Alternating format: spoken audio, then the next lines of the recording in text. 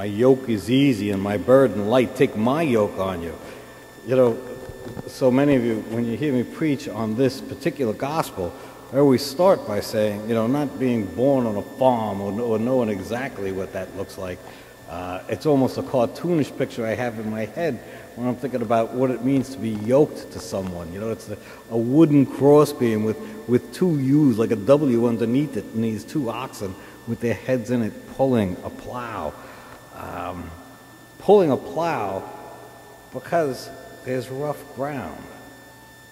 Pulling a plow because there is rocky soil, you know, and for each of us, into every life, there's going to be rough ground. In every life, we are going to come against big rocks and things that are going to make it difficult, that need to be plowed through to get to the other side, that need to be plowed through for our lives to be fruitful. It has to get brought up. And that's the point, that we will bear fruit that will last. And that means that the junk that's in between me and there has to get lifted and broken up. So of course there's going to be problems, you know, because the truth is, and the bottom line, when we're looking about good and bad, there's no such thing in good and bad when there is no choice. The fact that we don't fly like birds or that we don't swim under the water like fish, that's not good or bad. That's just the way it is. They don't have gills, they don't have feathers. It's just, there's nothing good or bad about it. Good or bad becomes evident by the choices we make, by what we choose. Whether I'm involved in virtue or sin, whether I'm involved, that's where the good and the bad comes up, is by our choices. It's based on what we choose, not on what is. Now, make no mistake, I'm not saying that there aren't things that are purely evil. You know, the church calls it intrinsic evil. That means that there are certain actions that there's no way to make them all right. Whether I had power, didn't have power, they don't understand it. There are some actions that just, there's no way that they can ever be made right. But in all of this, in all of our lives, there are times that we don't have power, and we feel powerless. Sometimes even more than we are powerless, we certainly feel powerless over circumstances in our lives, over family, over relationships, over finances, over our own health.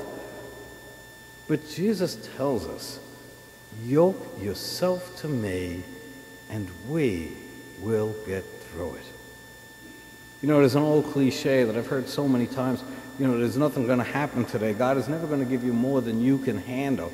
But the truth is, when I say it to other people, I say, well, He's never going to give us more than He and us can handle.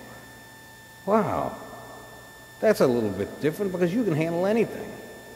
And as long as I'm yoked to you, no matter what comes my way, we can get through it because you're in this yoke with me. You're the other half of that W.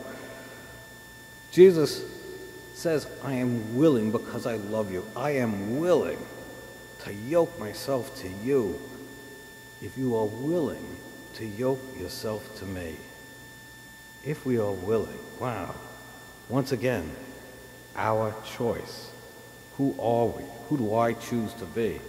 God who loves us, God who is love, is telling us, yoke yourself to me and I'll do the heavy lifting. Yoke yourself to me and I'll get you through it. How? Because I'm almighty and powerful I am, but that's not how it's going to work. Yoke yourself to me because I am meek and I am humble of heart. And that's where the strength is. Well, talk about countercultural, huh? Where else are you going to hear that but church? That the strength comes from being meek and humble of heart. You know, so many people, so many factions around the world right now saying, yoke yourself to me. And why they say? Because when we are together, we'll have more power. When we are together, then we will be heard. So many people will say that they have the way. Well, we know that Jesus is the way and the truth and the life. And a lot of people have forgotten that. The whole world at this moment is angry and indignant because they think that gives them power. I have power in my anger. No, you lose power in your anger. Your anger gets the power and you don't have it. They think that my indignance gives me superiority, and it doesn't. By the people who are superior, look at it.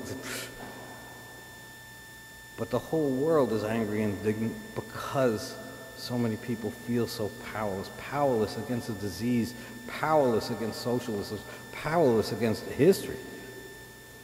But there are some who are offering to tie themselves to us, or asking us to tie ourselves to them for reasons that are destructive. And that's not Jesus. Some will say, you want to see my power? I'll show you power. We're going to topple a statue. We're going to cause a riot. We're going to wreak havoc. No, that's not Jesus, and it's not even real power.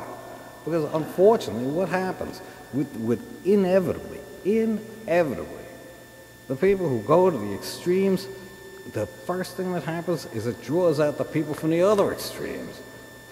And then nothing will be accomplished with two sides screaming at each other and neither side listening.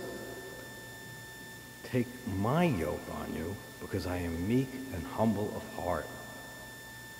So we look at our lives and say, who have I chosen to yoke myself to? Because it is up to us. Am I chosen to yoke myself to a political party or affiliation? They're not bad per se, obviously they're not. Until their whole goal is to diminish the other, well, that's not good. Two different opinions or voices looking for the betterment of all is a good thing, but if it degenerates into just, this is what's wrong with them, well, that's not good.